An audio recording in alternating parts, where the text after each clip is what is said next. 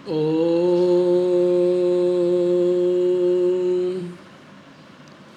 यो भूतं च भव्यं च सर्वं यश्चाधितिष्ठति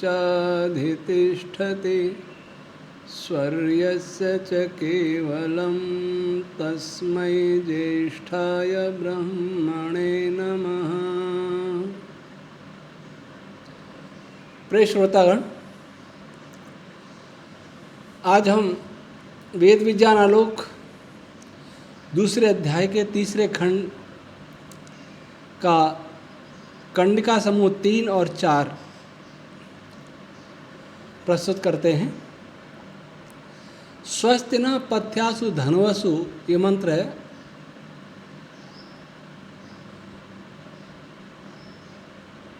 तो स्वस्ति न पथ्यासु धनवसु इति अनुवाह स्वस्त्यप्स वृजने सर्वति स्वस्ति नः पुत्र कृथेषु योनिषु स्वस्ति राये मरुतो ददान्यति मरुतो वै देवानां विष ता एवै तद यज्ञ मुखे चीक्लृपत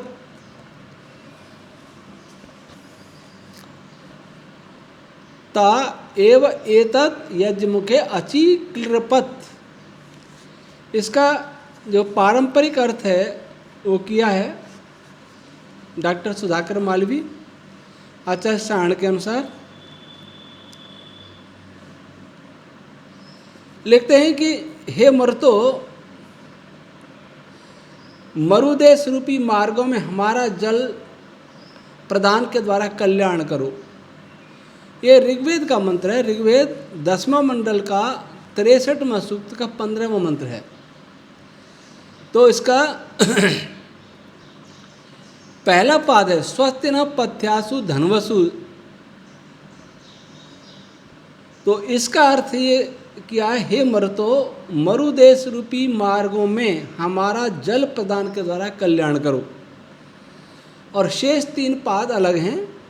स्वस्त्यप्सु वृजने सर्वति स्वस्ति न पुत्र कृथेषु योनिषु स्वस्ति राये मरुतो दधातन। उसका अर्थ ये कह रहे हैं, जल में और जन शून्य स्वर्गयुक्त मार्ग में हमारा कल्याण करो, पुत्रोत्पादक स्त्रियों में हमारा कल्याण करो, अर्थात गर्भ न गिरने पावे, और धन लाभ के लिए हमारा मंगल करो। ये इस प्रकार के जब हम मंत्र पढ़ते हैं वेदों के, तो बड़ा विचित्र अनुभव होता है।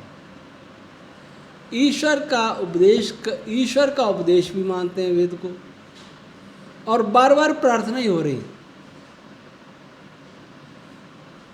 प्रार्थना वो भी अति सामान्य स्तर की, और संपूर्ण वेदों में यदि प्रार्थना है तो वो ईश्वरीय नहीं है। महर्षि दयानंद जी ने जो तर्क दिया है, जैसे माता पिता सिखाते हैं वैसा ईश्वर भी सिखाता है, वो एक तर्क है, लेकिन यही पर्याप्त नहीं है। वेद का मूल अर्थ सदैव आदि दैविक ही होता है। इसे माने बिना वेद को अपौरुषीय सिद्ध किया ही नहीं जा सकता। आदि भौतिक आध्यात्मिक आदि दैविक सार्वकालिक होता है, सार्वभौमिक होता है। इसी प्रकार से आध्यात्मिक भी, लेकिन आदि भौतिक देश काल के अनुसार, परिस्थिति के अनुसार विभिन्न लोकों में अर्थ पृथक पृथक भी हो सकता है। वैसे आदिदैविक और आदि आध्यात्मिक भी कई प्रकार के अर्थ होते हैं, लेकिन वो सभी सार्वजनिक, सार्वभौमिक, सार्वकालिक होते हैं। लेकिन ये अर्थ जो बता रहा है, इससे कहीं भी नहीं लगता कि वेद एक सार्वभौमिक या कॉस्मोलॉजिकल ग्रंथ है, सार्वभौमिक से भी ज़्यादा।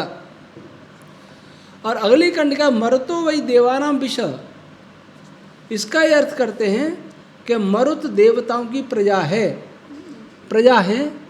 यज्ञ के प्रारंभ में होता है। इस मंत्र के द्वारा उन मर्तों को ही तैयार करता है।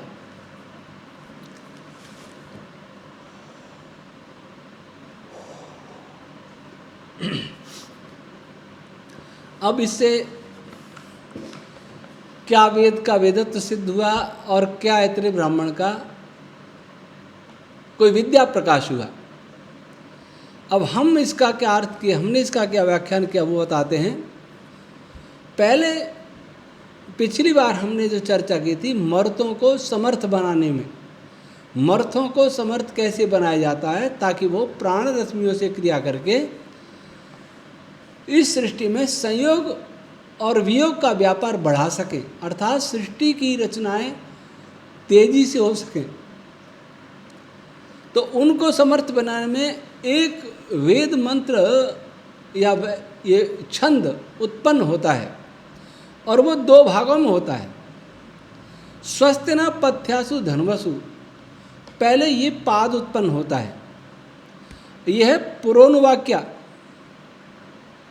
और दूसरा स्वस्त्यप्सु वृजने स्वरवती स्वस्तिना पुत्र कृथेषु योनिषु स्वस्तिराय मरुतो दधातनी याज्ञा, इसके विषय हम पहले बता चुके हैं।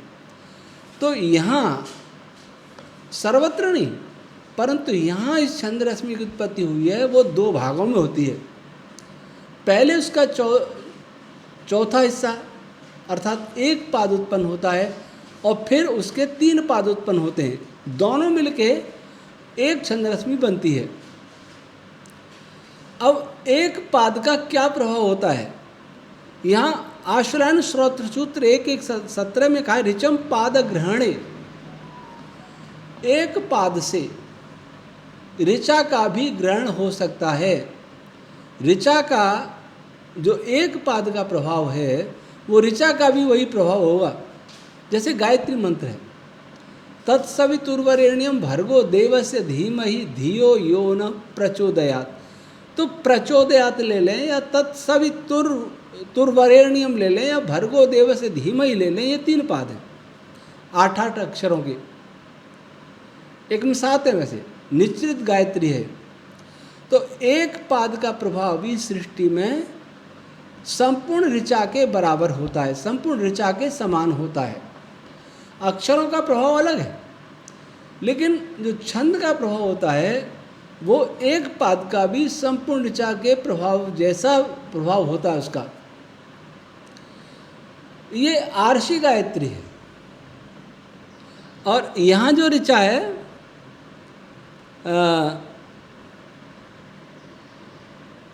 वो शायद त्रिष्टुप है। तो अब आर्षि गायत्री में 24 अक्षर हैं और प्राजापत्य गायत्री में 8 अक्षर हैं। तो आर्षि गायत्री का 1 पाद प्राजापत्य गायत्री के समान होता है। 1 पाद का छंद आर्षि गायत्री ने करके प्राजापत्य गायत्री हो जाएगा।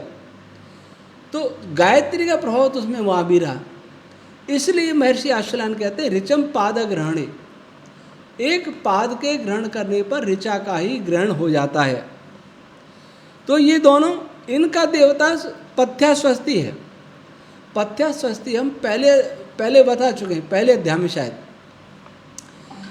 कि इस देवता वाली जो ऋचाएँ हैं वे जब सृष्टि में उत्पन्न होती हैं तो जितने भी पार्टिकल्स काम कर रहे हैं, जितने फोटोन काम कर रहे हैं, पैदा हो गए हैं, वो इन मंत्रों के प्रभाव से सही मार्ग पर गमन करते हैं।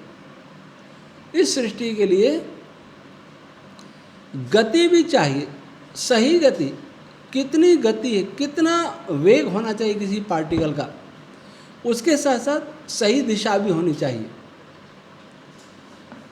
ये दोनों एक विशेष ऊर्जा के कारण संभव होता है, सही दिशा भी मिले और सही गति भी मिले। गति का संबंध ऊर्जा से है लेकिन दिशा का संबंध ज्ञान से है, क्योंकि ज्ञान ही बताएगा कि किधर जाना है। वो ज्ञान ओम रश्मि के द्वारा प्रत्येक छंद रश्मि, प्राण रश्मि, मर्द रश्मि सबको प्राप्त होता है। और ओम रश्मि चेतन का व्यवहार करती है क्योंकि ओम रश्मि सीधा ईश्वर से संबंध रखती है। इसलिए ओम रश्मि चेतन के समान भी काम करती है और जड़ के समान भी काम करती है, क्योंकि वह जड़ प्रकृति में उत्पन्न होती है। अगर वो पश्यंती ओम रश्मि है तो जड़ मनस तत्व में उत्पन्न होती है, लेकिन होती किससे है? मनस तत्व में पश्यंती रश्मि उत्पन्न होती है ओम। वो पश्यंती पराओम से नियंत्रित होती है। पराओम प्रकृति में उत्पन्न होती है, और प्रकृति में जो पराओम है वो ईश्वर रूपी ओम, जो ईश्वर का मुख्य निज नाम है, उससे उत्पन्न होती है। इसलिए उसमें ज्ञान और गति दोनों ही होती हैं, अर्थात ज्ञान और दिशा दोनों ही होते हैं। ज्ञान, दिशा और प्रयोजन, कोई क्रिया कब होनी चाहिए, कितनी होनी चाहिए, कितनी मात्रा में होनी चाहिए, किस दिशा में होनी चाहिए, वो ओम रश्मि ही निर्धारित करती है, क्योंकि उसका नियंत्रण केवल और केवल ईश्वर से है। ईश्वर से नियंत्रण माने बिना, ईश्वर की सत्ता को माने बिना संसार का कोई वैज्ञानिक सृष्टि की उत्पत्ति की सटीक व्याख्या नहीं कर सकता। उसकी उत्पत्ति के प्रारंभिक क्षणों के विषय में तो कह ही नहीं सकता। इसलिए सब प्रारंभ के विषय में कहते हमें नहीं पता, हमें नहीं पता, इसको हम नहीं जानते, इसको फिजिक्स नहीं जानती, वहाँ फिजिक्स के लोग काम नहीं करते। अरे लोग काम नहीं करते, फिजिक्स के लोग को आपने जाना कितना है? जितना जाना वे नियम काम नहीं करते।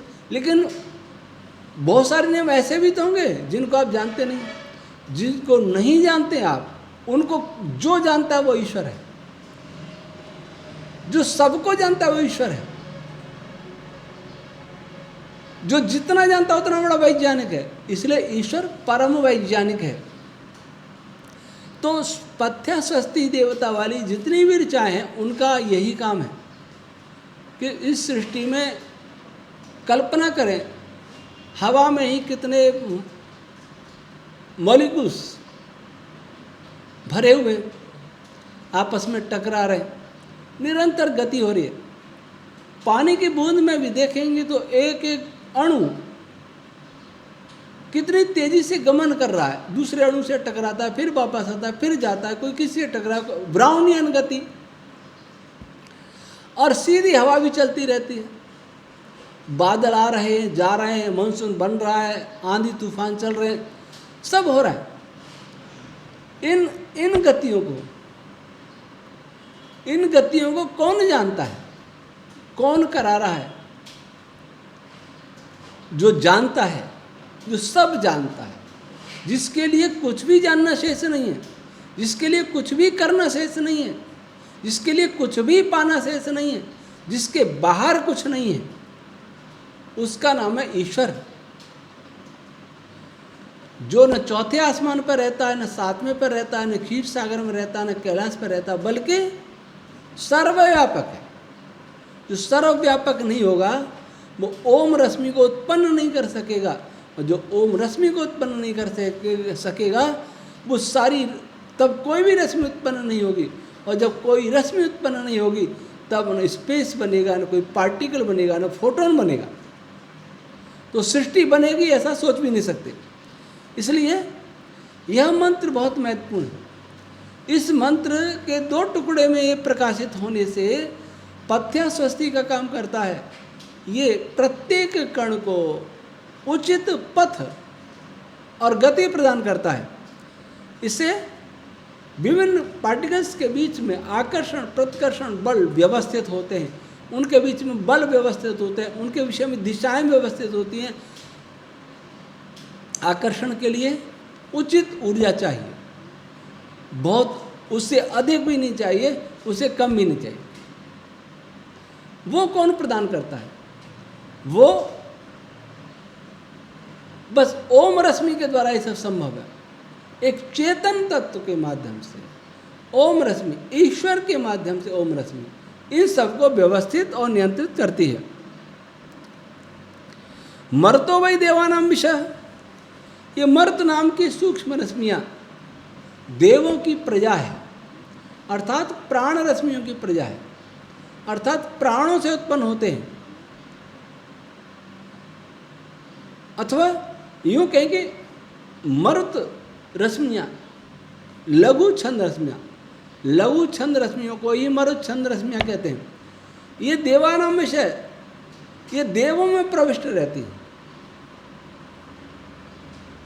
ये देवों में प्रविष्ट रहती हैं, अर्थात देव प्राण रश्मियों में व्याप्त रहती हैं। दोनों कभी भी अलग नहीं हो सकते, अलग हैं, इसका तात्पर्य यह है कि सृष्टि क्रिया कोई होगी ही नहीं, कोई निर्माण होगा नहीं। जब मनुष्य और प्राण रश्मियों का मेल होता है तभी सृष्टि बनती है। जैसे पॉजिटिव और नेगेटिव दोनों का मेल होता है तभी सृष्टि बनती है। तो इसलिए कहा कि मर्द जो है देवों अर्थात प्राण रश्मियों की प्रजा है या उनमें प्रविष्ट है, और वे उन प्राण रश्मियों को यज्ञ के लिए तैयार करते हैं, संयोग के लिए तैयार करते हैं। वे मरुद रश्मियाँ उन प्राण रश्मियों को तैयार करती हैं। जब किसी मरुद रश्मि से कोई मरुद रश्मि किसी प्राण रश्मि से संयुक्त न हो, या कोई छंद रश्मि और प्राण रश्मि से संयुक्त न हो, तो वो प्राण रश्मियाँ असुर पदार्थ बन जाती हैं, डार्क एनर्जी का रूप आज की भाषा में डार्क एनर्जी का रूप धारण कर लेती हैं। डार्क एनर्जी क्या है साइंस वाले तो नहीं जानते, कहाँ से आई ये भी उनको नहीं पता है, लेकिन हमने पूर्व पीठिका में हम बता चुके हैं कि डार्क एनर्जी क्या है, कैसे बनती है, उसका स्वरूप क्या है, और डार्क मैटर क्या है, वो कैसे बनता है, उसका स्वरूप क्या है। हालांकि वर्तमान साइंस जो डार्क मैटर डार्क एनर्जी की बात करता है उससे पूरी तरह समानता नहीं है हमारे वैदिक, इसको कहते हैं असुर पदार्थ, असुर ऊर्जा। तो असुर पदार्थ की डार्क मैटर के साथ संपूर्ण समानता नहीं है, फिर भी बहुत समानता है। इसी प्रकार से देव पदार्थ की विजिबल एनर्जी या विजिबल मैटर से पूरी समानता नहीं है, लेकिन फिर भी बहुत समानता है। एक तो यही समानता है कि असुर पदार्थ अप्रकाशित होता है, अप्रकाश्य होता है, और देव पदार्थ प्रकाश्य होता है, अप्रकाशित होता है, विजिबल पदार्थ होता है। तो आगे कहते हैं सर्वै छंदोवीर यज्ञ दित्याहु सर्वै वै छंदोविरिष्ट्वा देवाः स्वर्गम लोकम अजयन तथैव एतद् यजमानः सर्वै छंदोविरिष्ट्वा स्वर्गलोकम जयति। इसका अर्थ ये क्या करते हैं, ब्रह्मवादी कहते हैं कि सभी छंदों के द्वारा यजन करना चाहिए। सभी छंदों के द्वारा यजन करके देवताओं ने स्वर्गलोक को जीत लिया था। इसी प्रकार सभी छंदों के द्वारा यजन करते हुए यजमान स्वर्गलोक को जीत लेता है। ये देख लीजिए, ये ब्राह्मण ग्रंथ का अर्थ किया है। क्या बताएंगे किसी को? इसका अर्थ क्या, सर्वै छंदो भी यजेत इत्याहु। इस सृष्टि में सभी प्रकार की छंद रश्मियों का यजन होता है। ऐसा नहीं है सृष्टि गायत्री से बन गई, त्रिष्टुप से बन गई, अनुष्टुप से बन गई, या पंक्ति से बन गई, जगती से बन गई, बृहति से बन गई, त्रिष्टुप से बन गई, अष्टि से, अत्यष्टि से, शक्वरी से, अति शक्वरी से। ऐसा नहीं, किसी एक प्रकार के छंद से ये सृष्टि नहीं बन सकती। और इनके प्रकारों में भी अलग है, दैवी अलग है, आसुरी अलग है, प्राजापत्य है, सामनी है, आर्ची है, आर्षी है, ब्राह्मी है। तो 8 प्रकार की है। तो किसी एक प्रकार की छंद रश्मि से एक प्रकार की चाहे कितनी बड़ी संख्या में पैदा हो जाए, उनसे सृष्टि का निर्माण नहीं हो सकता। सृष्टि का निर्माण जब तक अनेकत्व नहीं होगा तब तक सृष्टि नहीं बनेगी। एकत्व था प्रकृति में, प्रकृति से एक अनेक हो गया, और अनेक होने पर अनेक प्रकार के उनके कॉम्बिनेशन हुए, उनके संयोग हुए, इससे सृष्टि बनी। विविधता का नाम सृष्टि है। तो यहाँ लिखते हैं कि सभी छंदों के द्वारा, गायत्री भी है, और उष्णिक भी है, अनुष्टुप भी है, बृहति भी है, पंक्ति भी है, त्रिष्टुप भी है, जगती भी है, अष्टि है, त्यष्टि है, शक्वरी, अति शक्वरी। फिर इनके वो भेद दैवी है, आसुरी है, ब्राह्मी है, आर्ची है, आर्षी है, सामनी है, प्राजापत्य है, ये भेद। और कुछ ऐसी छंद रश्मियाँ हैं जो इनसे भी अलग हैं, वो छंद शास्त्र में दिए हैं। तो लगभग 720 प्रकार की छंद रश्मियाँ, तो उन सभी छंद रश्मियों का सृष्टि में योगदान होता है। और सभी सर्वैर्वै छंदोविष्ट्वा देवा स्वर्गलोकम अजयन्, जो स्वर्गलोक किसको कहा, हमने पहले भी बता चुके, सूर्य के या किसी तारे के केंद्रीय भाग का नाम स्वर्गलोक है। तो जब तारे का निर्माण हो रहा होता है तो तारे के बाहरी भाग से बहुत सारा पदार्थ मटेरियल केंद्रीय भाग की ओर जाता है। जो संलयन होने योग्य पदार्थ हैं, जो कण हैं, वो जाते हैं, और जो संलयन नहीं हो सकते वे भी चले जाते हैं साथ साथ। लेकिन सूर्य के केंद्र और बाहरी भाग के बीच में जो संधि भाग है, वहाँ उनकी छटनी हो जाती है। जो कण संलयन होने योग्य हैं वो अंदर चले जाते हैं, जो संलयन होने योग्य नहीं है वो बाहर फेंक दिए जाते हैं। तो जो भी देवकण, दृश्य पदार्थ, दृश्य कण, विजिबल मैटर, अपने सूर्य के लिए देखें तो हाइड्रोजन आयन या प्रोटॉन सूर्य के बाहरी तल से लेकर के केंद्र तक जाएंगे, उनमें भी सभी प्रकार की छंद रश्मियों की भूमिका होती है।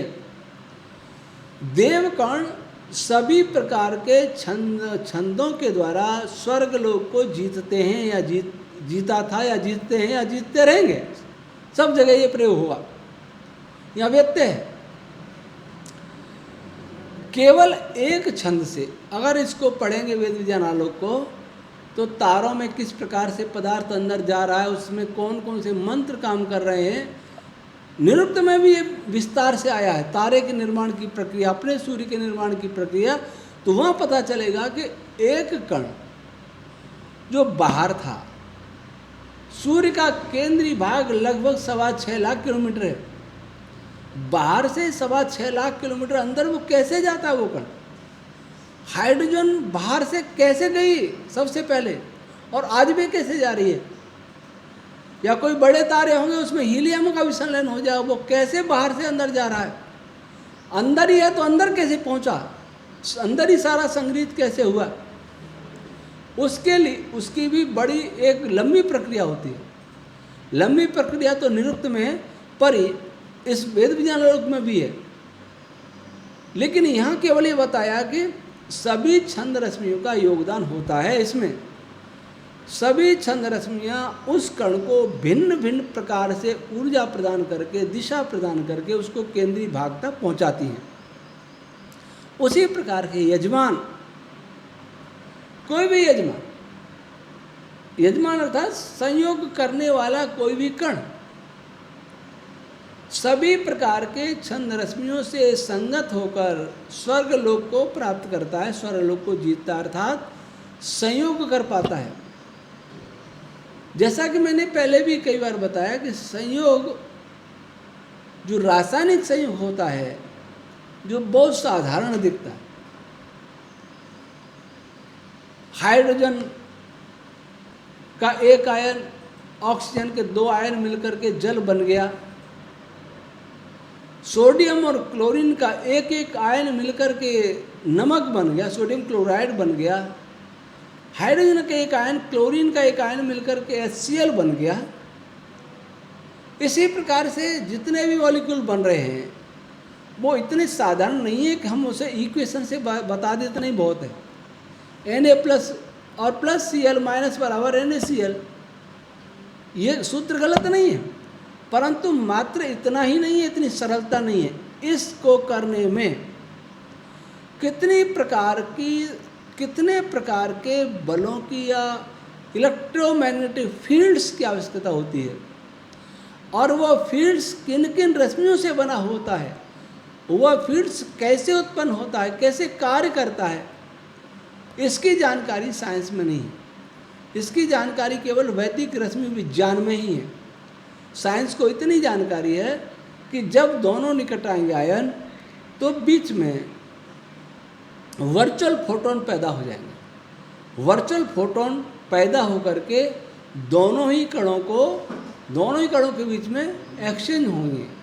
एक्सचेंज होने से वो दोनों नज़दीक आते रहेंगे, परंतु कोई नहीं जानता कि पॉजिटिव नेगेटिव के पास में आते ही, अर्थात एक क्षेत्र विशेष में आते ही उनके बीच में से वर्चुअल फोटोन कैसे पैदा हो जाते हैं, क्यों पैदा हो जाते हैं, कौन करता है पैदा, और पैदा करने के लिए मटेरियल कहाँ से आता है, पदार्थ कहाँ से आता है, किससे बनते हैं, उनके क्या कंटेंट्स हैं, कोई नहीं जानता। तो यहाँ ये कह रहे हैं कि संयोज्य जो कण है, जो कण जुड़ रहे हैं, वो विभिन्न छंद रश्मियों के प्रभाव से जुड़ रहे हैं। इसमें विभिन्न छंद रश्मियों का योगदान रहता है, विभिन्न प्राण रश्मियों का योगदान रहता है, विभिन्न मरुद रश्मियों का योगदान रहता है, तब कोई रासायनिक क्रिया होती है। इसी प्रकार से ये तो हुई रासायनिक क्रिया के बाद। लेकिन जब कल्पना करें, जब नाभिक सबसे पहले बना होगा तब वहाँ क्या क्या क्रियाएं हुई होंगी। जब 3 क्वार्क मिलकर के प्रोटॉन या न्यूट्रॉन बने होंगे, तब क्या क्या क्रियाएं हुई होंगी। जब नाभिक किसी एक अथवा अनेक इलेक्ट्रॉन्स को मिला करके एटम बनाता होगा या बनाया होगा जब, तब उसमें क्या क्या क्रियाएं हुई होंगी। और आज भी NaCl पास में आ गया, H और 2 ऑक्सीजन के आयन पास में आए, पास केमिस्ट्री ने तो बता दिया कि 2 ऑक्सीजन का 2 हाइड्रोजन का 1 ऑक्सीजन का, भूल गए, हाइड्रोजन के 2 ऑक्सीजन का 1 H2O, तो 2 हाइड्रोजन के और 1 ऑक्सीजन का मिला तो जल बन गया, केमिस्ट्री ने बता दिया। लेकिन ये जब मिले आयन, तो कौन कौन से बलों ने कार्य किया था और वो बल कहाँ से आए थे, उनकी बल की रश्मियाँ कैसे पैदा होती हैं, उन पैदा होने वाली बल रश्मियों का स्रोत क्या है, उनके जो मीडिएटेड पार्टिकल्स है उनका स्ट्रक्चर क्या है, उनके कंटेंट्स क्या है, और वो कंटेंट्स आते कहाँ से हैं। ये केमिस्ट्री का विषय नहीं, ये फिजिक्स का विषय है। लेकिन फिजिक्स इसको जानता नहीं है, इतना जानता है कि हाँ वर्चुअल फोटोन होते हैं और वो प्रकट होते हैं, एक्सचेंज होते हैं, तो दोनों कण पास में आने लगते हैं। क्योंकि ये दोनों कण के बीच में फील्ड है, वो स्पेस को प्रभावित करता है, डिस्टॉर्ट करता है। लेकिन इसके आगे की बात उनको पता नहीं। आगे की बात ये कर्णिका कह रही है कि इसमें सभी प्रकार की छंद रश्मियों का योगदान होता है। गायत्री का भी होता है, गायत्री के कारण जहाँ भी विद्युत है वहाँ गायत्री है। उष्णिक का भी ऊष्मा उत्पन्न होती है, ऊष्मा बिना कोई क्रिया नहीं होगी, नितांत ऊष्मा की शून्यता पर कोई क्रिया नहीं होगी। और अनुष्टुप का भी योगदान रहेगा। अनुष्टुप छंद रश्मियाँ अन्य सभी छंद रश्मियों को बहुत ज़्यादा एक्टिवेट करती है, सक्रिय करती है, उत्तेजित करती है। बृहति की भी भूमिका होगी। बृहति 2 पदार्थों को या 2 से 2 अधिक पदार्थों को बांधने का कार्य करती है। पंक्ति भी होगी। पंक्ति संयोग क्रिया को विस्तार देती है, संयोग क्रिया बढ़ती जाती है, प्रक्रिया आगे से आगे चलती जाती है, और भी कणों में ये प्रक्रिया होती रहती है और उस संयोग प्रक्रिया को परिपक्व बनाती है। त्रिष्टुप की भूमिका होगी। त्रिष्टुप वहाँ विद्युत बलों को और तीव्र करती है। गायत्री से विद्युत बल पैदा होते हैं तो त्रिष्टुप से वो और तीव्र होते हैं। और जगती की भी पैदा होगी। जगती में उत्सर्जन अवशोषण होता है, ऊर्जा का उत्सर्जन अवशोषण जगती के द्वारा होगा, और जगती इन फील्ड्स को फैलाने में भी काम करेंगी।